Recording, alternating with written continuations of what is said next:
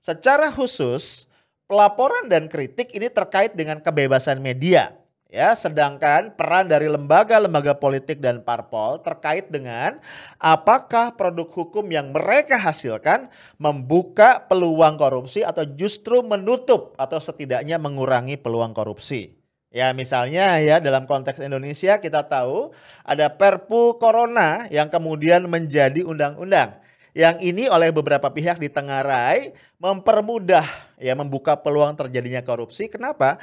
Karena kewenangan pemerintah itu menjadi sangat besar dan kemudian seolah menafikan DPR ya dalam fungsi budgetnya. Atau juga ada revisi Undang-Undang KPK yang juga dinilai telah melemahkan lembaga pemberantasan korupsi tersebut.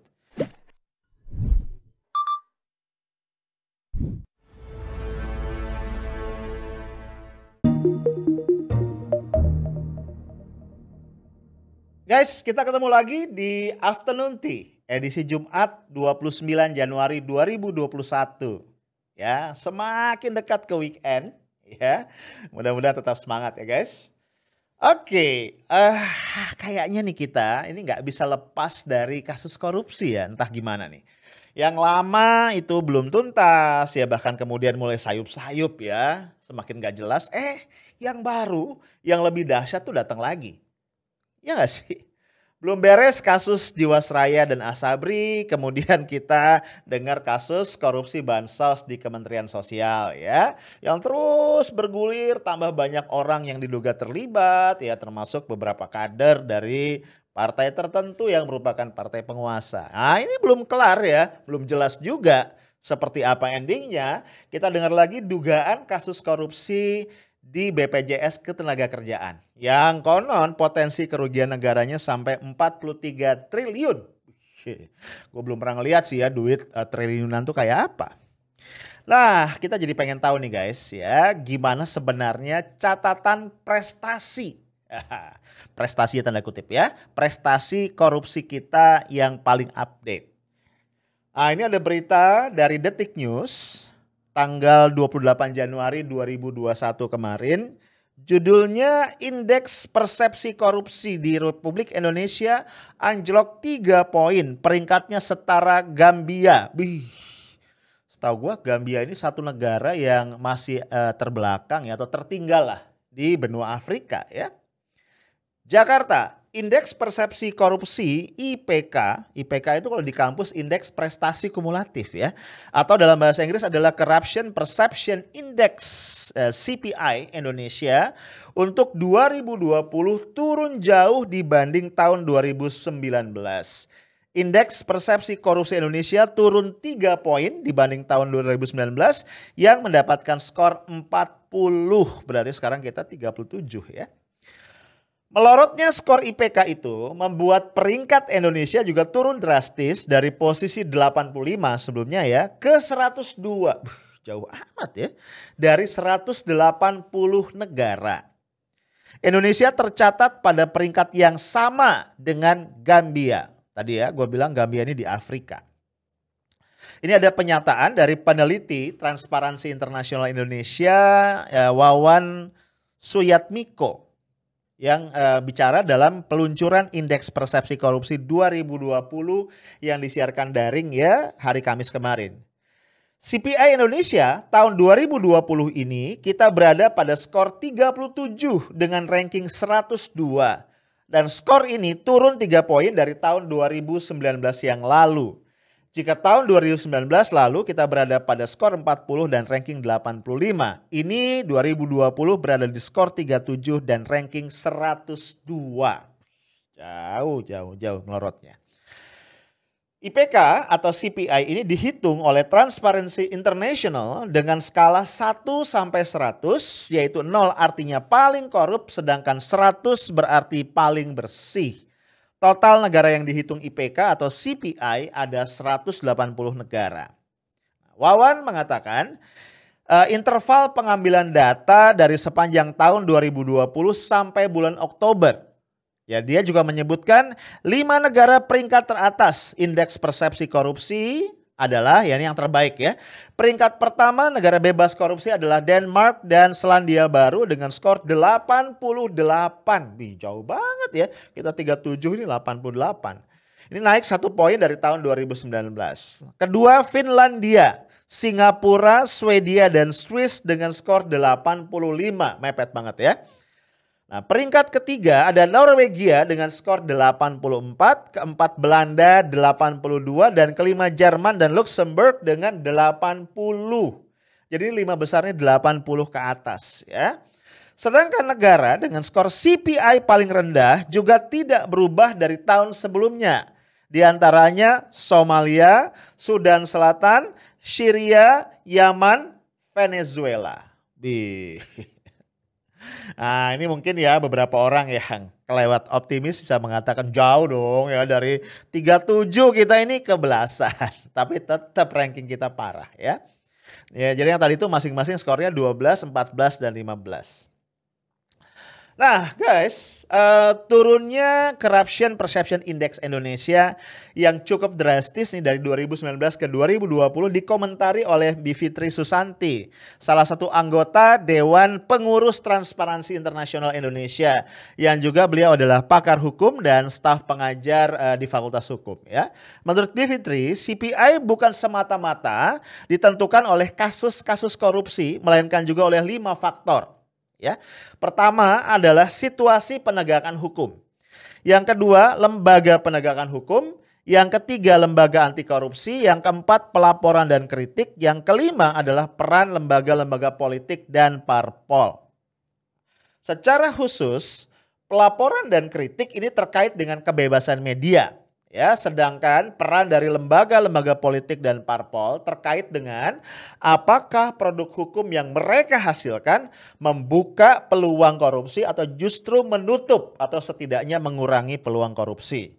Ya, misalnya ya dalam konteks Indonesia kita tahu ada Perpu Corona yang kemudian menjadi undang-undang. Yang ini oleh beberapa pihak ditengarai mempermudah ya membuka peluang terjadinya korupsi. Kenapa? Karena kewenangan pemerintah itu menjadi sangat besar dan kemudian seolah menafikan DPR ya dalam fungsi budgetnya. Atau juga ada revisi Undang-Undang KPK yang juga dinilai telah melemahkan lembaga pemberantasan korupsi tersebut. Intinya guys, menurut Bivitri, kalau kita lihat mengapa CPI Indonesia turun itu karena korupsi tadi tidak hanya terkait dengan pencegahan dan penindakan korupsi itu sendiri, tetapi juga elemen-elemen lain dalam demokrasi. Kenapa? Karena by definition ya korupsi akan selalu terkait dengan kekuasaan. Ya, korupsi itu selalu relate ya dengan kekuasaan. Nggak mungkin kita bicara korupsi tanpa kita bicara tentang kekuasaan. Nah, kemudian kita lihat nih, ada beberapa notes lain dari Bivitri ya. Kita cek ya beberapa. Misalnya beliau mengatakan begini.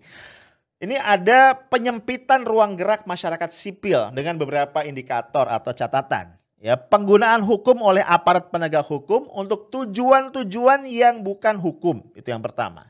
Kemudian tidak hanya kekerasan hukum, tapi juga ada kekerasan fisik yang makin terbuka dilakukan oleh aparat tanpa ada sanksi atau kalaupun ada sanksinya minimal. Kemudian juga keragaman aktor yang tidak terungkap tuntas di mata publik.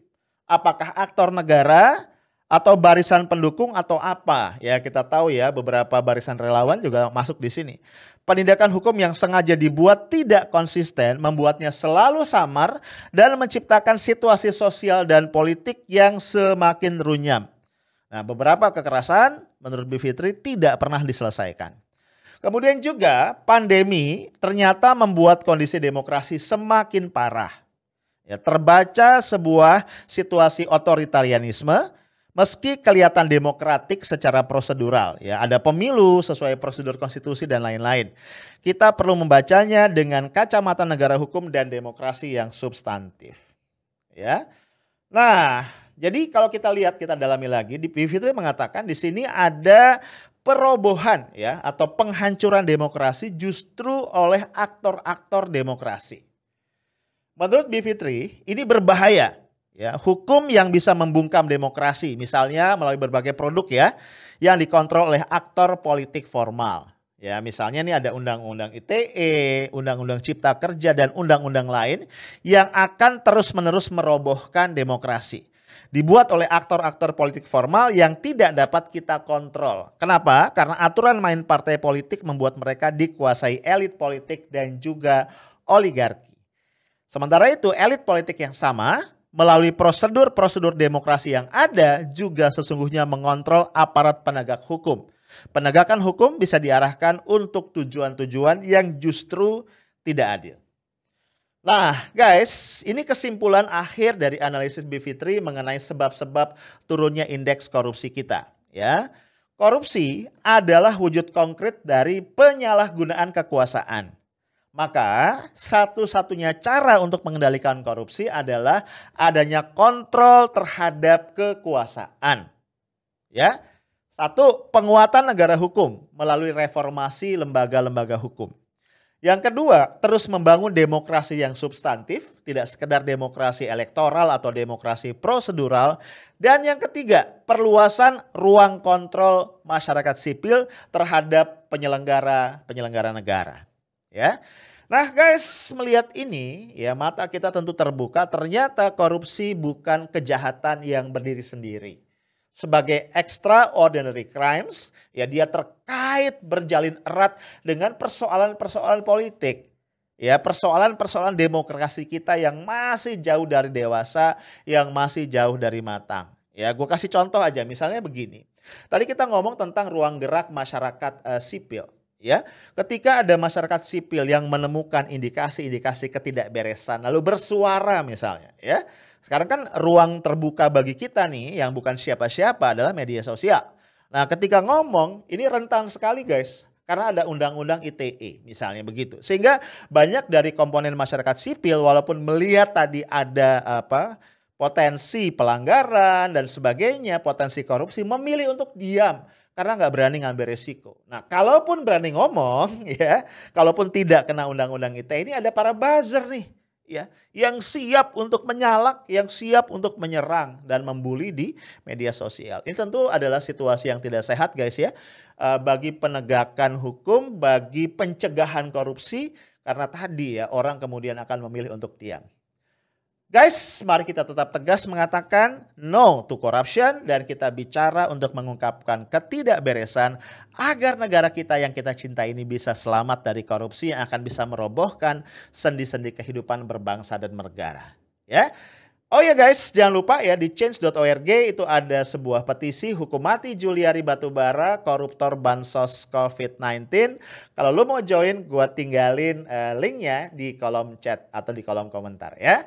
Itu aja dari gua, stay tough, smart, and professional. Assalamualaikum warahmatullahi wabarakatuh.